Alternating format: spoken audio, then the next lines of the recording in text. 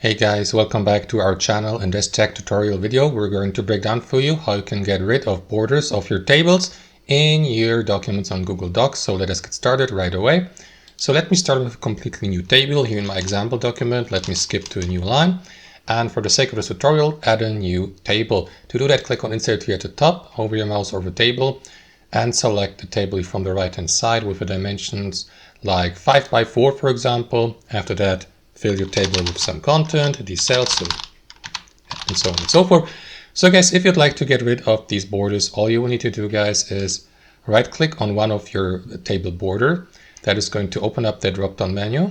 And from the drop-down menu, select table options. And what you want to do after that is expand the color feature here.